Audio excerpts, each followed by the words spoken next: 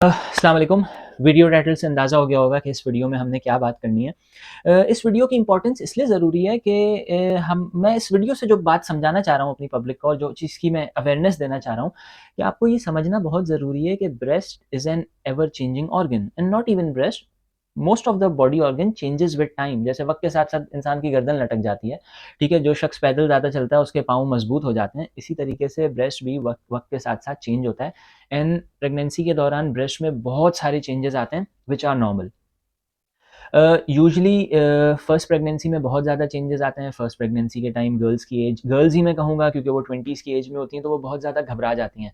फिर वो नई नई शादी हुई होती है, सास भी बहुत टाइम दे रही होती है, हस्बैंड भी शुरू शुरू में बहुत लविंग एंड केयरिंग होता है, तो वो बहुत ही ज़्यादा एक फैमिली इशू बन जाता है। और लड़की फर्स्ट टाइम प्रेग्नेंट है और सास भी साथ हैं और वालदा भी साथ हैं, हस्बैंड भी साथ हैं, तो वो ओपीडी में पूरा जुम्मा बाजार लग जाता है और सब लोग वरिड हो जाते हैं, जो कि होना भी चाहिए। सही है, गर्ल को एक स्टेटस मिलना चाहिए डेफिनेटली, लेकिन इतनी ज़्यादा मसले वाली बात नहीं है।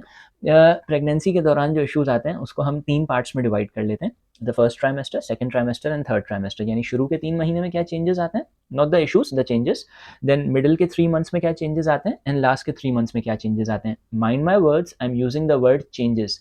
ये मसले की बात नहीं है, ये चेंजेस आते हैं जो कि हर औरत, यूजुअली हर औरत फेस करती है प्रेगनेंसी के दौरान, और अगर आपके साथ भी हो रहे हैं तो ये कोई मसले की बात नहीं है। These are the changes, this is the part of pregnancy जो होगा फर्स्ट 3 मंथ के दौरान। वैसे तो बहुत सारे चेंजेस हैं, मैं एक एक मेजर चेंज एक्सप्लेन कर दूंगा।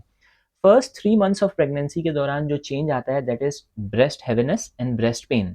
हमने टिपिकली फिल्मों ड्रामों में देखा है कि बहू बोलती है बेटा कोई खुशखबरी नहीं आ रही, और एक दिन किचन में काम करते करते बहू को अचानक से वॉमिटिंग शुरू हो जाती है, और वो बैकग्राउंड में गाना बजने लगता है, फूल खिलने लगते हैं, सब खुश हो जाते हैं, बच्चा होने वाला है। ठीक है, तो डॉक्टर बनने से पहले मुझे भी ये लगता था कि बस किसी लड़की को वॉमिटिंग हो रही है तो वो प्रेग्नेंट है, बेबी होने वाला है, और 90% लड़कों को यही लगता होगा। Breast pain and breast heaviness is one of the key feature of pregnancy. अगर किसी मैरिड वुमेन को ये हो रहा है तो प्रेगनेंसी को हमने रूल आउट करना है, क्योंकि प्रेगनेंसी का एक अर्लीस्ट फीचर है, अभी उसकी नेक्स्ट मेंस्ट्रुएशन ड्यू भी नहीं होती कि ये फीचर बहुत पहले आ जाता है। तो this is the part of first 3 months. First 3 months में ब्रेस्ट हैवीनेस बहुत सारी खवातीन को फील होती है, बहुत सारी गर्ल्स को फील होती है।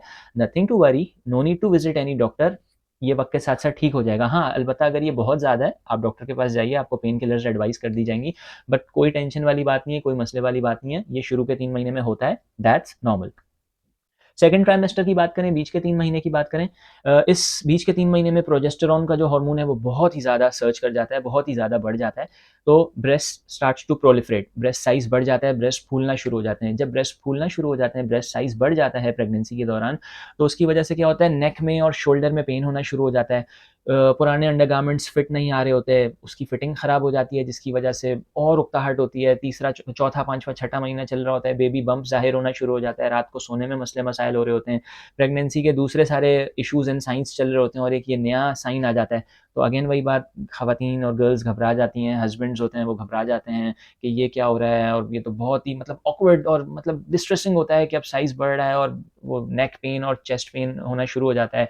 पीछे एक्सपेंडर्स यूज़ करते हैं अंडरगारमेंट्स को खोलने के लिए, तो उसका सबसे अच्छा हल ये है कि आप कोल्ड कंप्रेशंस करें, प्रॉपर साइज अंडरगारमेंट पहने, ये ठीक हो जाएगा। That's the part of pregnancy. एक पर्टिकुलर साइज पे ब्रेस्ट पहुंचेगा, 2-3 इंच, 4 भी नहीं, 1-2 इंच का इजाफा होगा, और ये फिर ठीक हो जाएगा। So that is not also a sign of worry, जो कि मिडिल के ट्राइमेस्टर में होता है, यानी दूसरे ट्राइमेस्टर में। थर्ड ट्राइमेस्टर की बात करें, मिल्क सिक्रीशन, स्पेशली 9 मंथ के दौरान मेरे पास ये क्वेश्चन बहुत पूछा जाता है कि आई एम 9 मंथ प्रेग्नेंट, अभी गायनाकोलॉजिस्ट ने 1 महीने आगे की डेट दी हुई है। आई एम 8 मंथ प्रेग्नेंट, अभी गायनाकोलॉजिस्ट ने 2 मंथ आगे की डेट दी हुई है, लेकिन मेरा निपल डिस्चार्ज हो रहा है। 6 मंथ में भी कभी कभार शुरू हो जाता है। That is also normal. आपकी बॉडी आपके ब्रेस्ट को प्रिपेयर कर रही है मिल्क सिक्रीशन के लिए। हार्मोन लेवल्स बहुत बड़े होते हैं। अच्छा, sometimes they question the gynaecologist कि शायद हमारी गायनाकोलॉजिस्ट ने हमको सही डेट नहीं दी हुई, 9 महीने पूरे हो गए हैं, कहीं ऐसा तो नहीं कल परसों बेबी बॉर्न हो जाएगा। ऐसी बात नहीं है। जो आपको गायनाकोलॉजिस्ट ने डेट दी हुई है, प्रोबेबली उसी डेट पे बच्चे की डिलीवरी होगी। आपकी बॉडी आपके ब्रेस्ट को प्रिपेयर कर रही है मिल्क सिक्रीशन के लिए। तो having milk secretion in the end of pregnancy is completely normal, that's not a sign of worry. Even 9th month में तो आई गेस 80 to 90% वुमेन को ये क्वेरी होती है कि मिल्क सिक्रीशन हो रही है, that is not a sign of worry. तो वीडियो बहुत लंबी हो जाएगी, मैंने तीनों ट्राइमेस्टर्स को समराइज करके एक एक रीजन दे दिया। फिर भी अगर किसी को कोई इशू हो या कोई चीज़ डिस्कस करनी हो regarding changes in breast during pregnancy, he और she can text me Instagram में। Thank you.